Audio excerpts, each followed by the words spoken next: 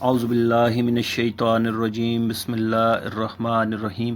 السلام علیکم ناظرین اکرام، آج ایک اور حدیث کے ساتھ آپ کی خدمت میں حاضر ہیں۔ اللہ کے پیارے محبوب صلی اللہ علیہ وسلم کا ارشاد گرامی ہے،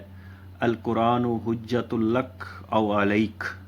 یعنی قرآن تیرے حق میں حجت ہے یا تیرے خلاف حجت ہے۔ ناظرین اکرام،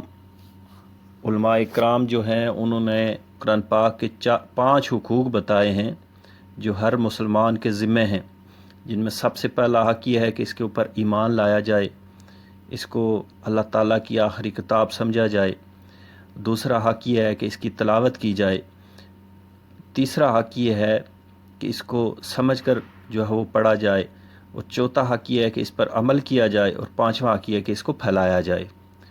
جب ہم نے یہ مان لیا کہ یہ کتاب اللہ تعالیٰ کی طرف سے آئی ہے اور آخری ہدایت نامہ ہے، تو اس کے بعد ضروری ہو جاتا ہے کہ ہم اس کتاب کو ہر روز پڑھیں، اور پڑھنے کے ساتھ ساتھ اس کو سمجھ کر پڑھیں، چونکہ وہ ایک دوسری زبان میں ہے۔ ہماری زبان جو ہے وہ عربی نہیں ہے، تو ہمارے اوپر ضروری ہے کہ ہم عربی کو اتنی عربی تو کم از کم سیکھنے کی کوشش کریں کہ ہمیں سمجھ آ سکے کہ اس آیت میں، اس صورت میں اللہ تعالیٰ جو ہے وہ کیا فرما رہے ہیں۔ ہم دیکھتے ہیں ہمارا روزمرہ زندگی کا یہ تجربہ ہے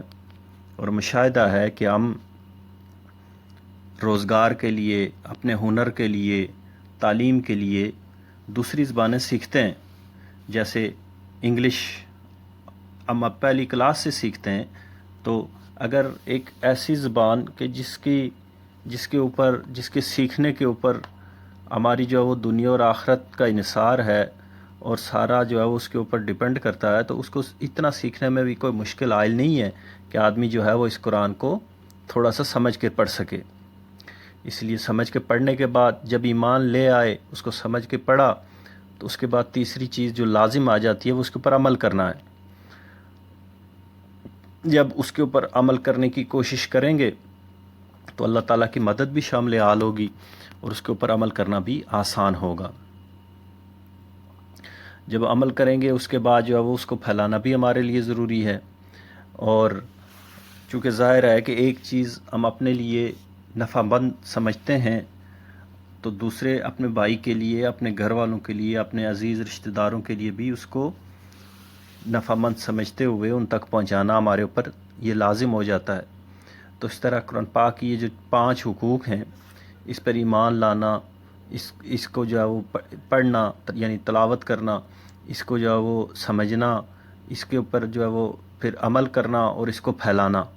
یہ 5 حقوق ہیں۔ جب ہم یہ حقوق پورے کرنے کی کوشش کریں گے تو یقینی طور پر اللہ تعالیٰ جو ہے وہ ہمارے اس کوشش کو اور اس صحیح کو دیکھتے ہوئے ہمارے اوپر رحم فرمائے گا، اور یہ قرآن پاک کل قبر کے اندر اور حشر کے اندر جو ہے وہ ہمارے حق میں گواہی دے گا۔